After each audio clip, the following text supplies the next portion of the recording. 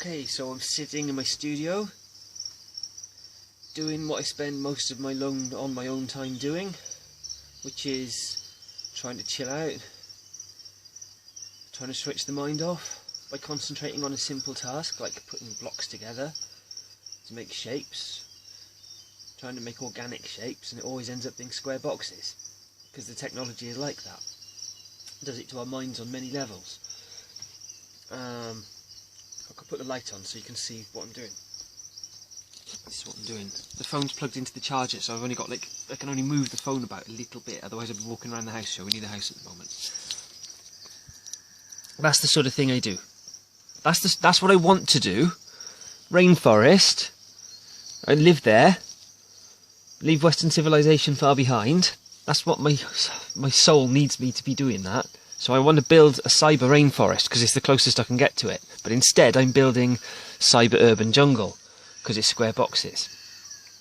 And that's the kind of stuff I've been doing. That's taken me 2 hours because I'm doing it.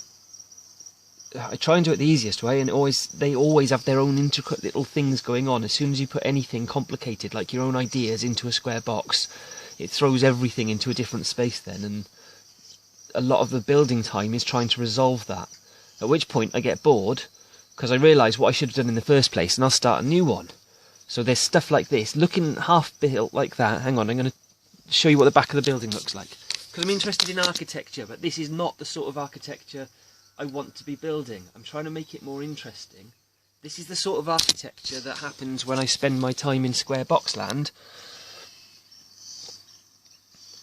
dealing with a lot of people, communicating with a lot of people who are doing the same sort of thing as what I'm doing, and what it does to your head. So that's my building design, to make it more interesting in the buildings angle, but I don't want it to look like that. You see, I picked that up. It's a mind virus, this design pattern. I'm playing around with it. It's not building rainforests, what I want to be doing. I don't know why I'm doing something different, and I think it's because I've been talking with people who build this way. So as we blend ideas, this is the exchange, and what comes out when you connect into creativity comes out whatever those ideas are. But it also means that there's developing within that community an in-house design style which I'm building in accordance to, because I think my rainforest organic structures probably wouldn't fit in quite so well in the world that everybody is collectively building. I look at Zaha Hadid, right? Zaha Hadid, wow, she's amazing. Gaudi, the architecture of Gaudi, the genius of these people who are inspired by organic shapes for buildings.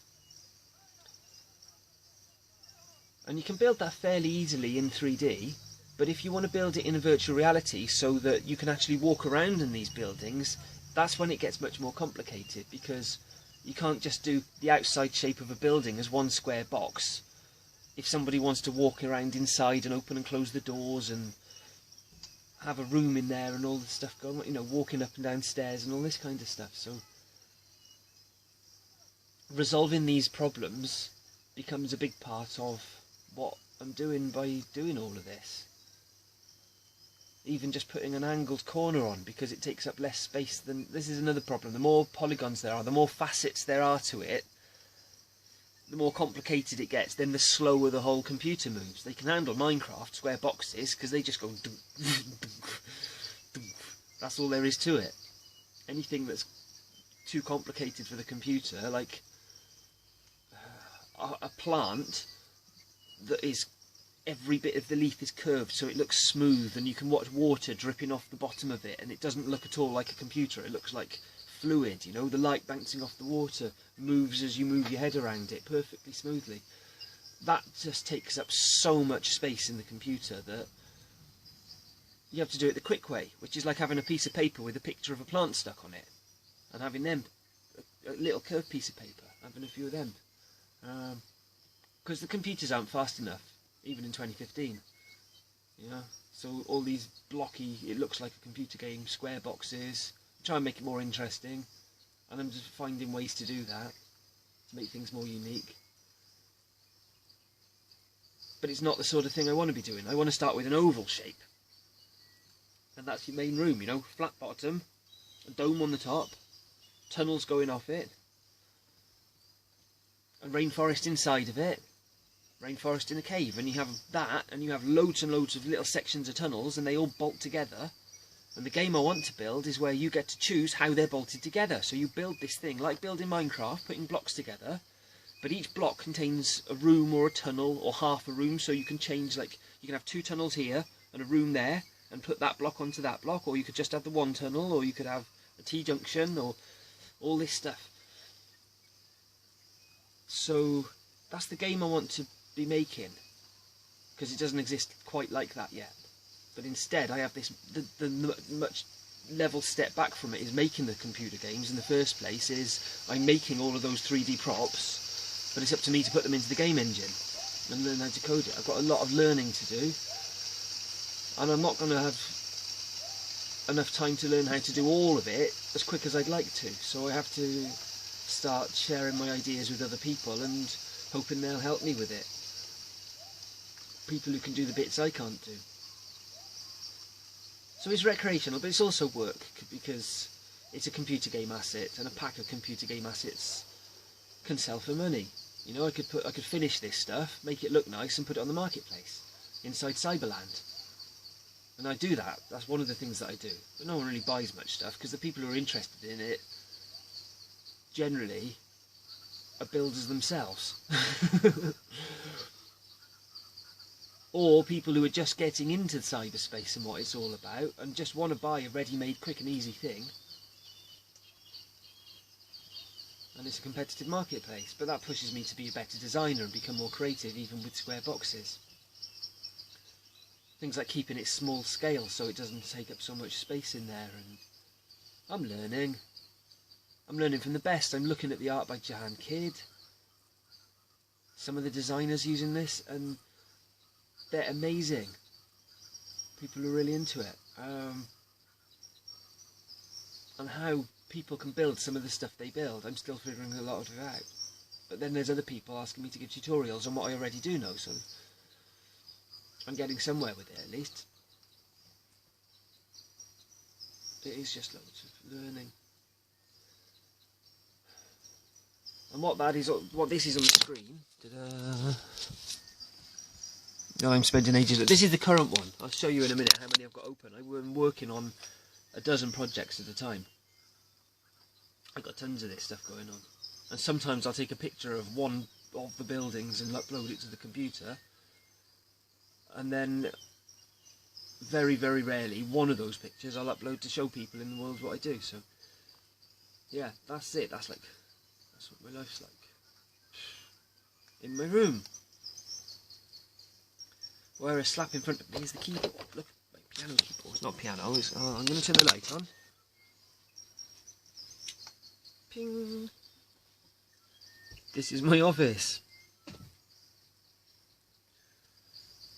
Cardboard boxes are canvases for painting on. They have to be stored somewhere before or after they've been painted, so they get stored by there. And then there's just a pile of stuff. Behind it is one of my bookshelves. I've got 1,000 books here. I haven't read many of them for a long time, but once I got the internet, that was it. Bookshelves on the shelf. Another couple of years I got 3D stuff, and I started experimenting with it. So I'm getting far enough with it that I know that in a few more years of me doing this, and I'm going to be good at it. But I'm already at a stage where people are giving me free web space because they like what I'm doing. You know, people recognising, ah, that guy's good, we'll have him on our team, come and build over by here with us. Okay, so there is an appreciation for it in society, and that gives me some value as a human then. Right, I'm good enough at my art, my craft, that people are asking me to do stuff with it. Therefore I have value in society, in the community. Which is really rewarding. Really rewarding. Thinking what I should do with these buildings now. The windows on this building. One half the building they're angled like that. So on every floor of the building, you have that floor's got more floor space than this one. But on the other side of the building is the other way around. But they're like that, with a bit in the middle for the stairs. Because then if you're walking around underneath it, the open space does things above your head, and it gives the environment below it. And this is one part of the structure. This building's here, the next building's here, this one overlaps it like that, that one's got a cave here. And even with square box buildings, you can then build up a shape. The space, negative space, is the shape. Because when we go into a space that's all made out of concrete, our senses are like sonar from a bat. There's things called eigentones, there's sound waves.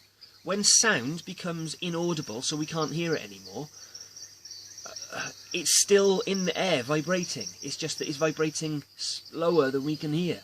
But it's still there, and it builds up and it builds up. So for every noise that happens in between two concrete walls, just because you've stopped hearing it doesn't mean it's gone. It's still there. And if 10 noises happen in an area, they build up. And that's called an eigentone, after Professor or Dr. Eigen, who discovered it, did the research into it. And that affects us. So in this room, like in between the walls in this room, there's sound waves bouncing back and forth. And when I stand up, my head goes into that zone, and these sound waves are going... I'm bouncing my head around, and I pick up on this. It's electromagnetic. It's like with the Wi-Fi. There's ways to clear it. The easiest way is to clap, and then the ping. The higher the pitch, when you hear the clap echo off the walls, you hear a high-pitched ping, the harmonic. Every time you clap, that goes up in pitch, and you keep clapping and clapping and clapping, up and up, from the floor up to the ceiling, and it clears the space. It's the easiest way to do it. Sometimes it can take 10 minutes. I used to go and drum under the subways with my tabla drums, my djembe, and where all the cars are going over the top of the subway 24/7, there's a lot of vibration in the space, and the way the drums work inside the tunnel, the sound of the drums makes its own echoes in the distortion field. But after 10 minutes of drumming in a subway, the drum sounds have cleared a lot of that away, so it sounds very different. I recorded some of this. You never play your best stuff when the recorder's on. That's what's weird about music. The best stuff only gets played if nobody's recording. And if somebody breaks through to be able to play at that level where they're playing so amazingly well, it overrides the recording gear. And this is because I'm used to using sensitive gear. Everybody needs more energy for everything, you know, to get us all up and up and up. So a lot of it is the struggle about how to place this energy in the right ways. And this is where I start thinking about that applied to lifestyle. The different areas of our life, and where we're putting too much energy and when we're not putting enough energy, and things drain us. Like my head is always zoned into this computer. But I'm making spaces for our minds to go into, and when I walk around inside the computer game environment, inside the virtual reality environment, it is like walking around in a real environment. There's done these studies where they've wired up people playing virtual reality sims to see how where the energy's going inside the brain, what synapses are being developed and used. And people who spend a lot of time in virtual reality have got a completely bizarre arrangement. The synapses, they don't know why the connections are being made that are being made. And our brains hardwire those synaptic connections. So VR people, our brains are wired up differently to people who don't do virtual reality. I grew up on computer games, and now there's tablets, they're portable, you know, and the graphics are better, and the kids are growing up on them. I didn't have a computer when I was a kid. I used to go to my granddad's house and learn programming on his BBC Micro and make my own games, and that's when the people started realising how advanced I was with computers. But then it all got taken over by PCs, and the programming language for PCs is insane. It does make sense to people, but it's like the way that it makes sense to people is not intuitive and is not logic. It's psychotic. So everyone who's using those languages has to think in a psychotic way. But because so many people are using those programming languages and thinking in those ways, it's not recognised as being a psychotic way of thinking. I don't mean psychotic as in the Axeman behind the door kind of thing. I mean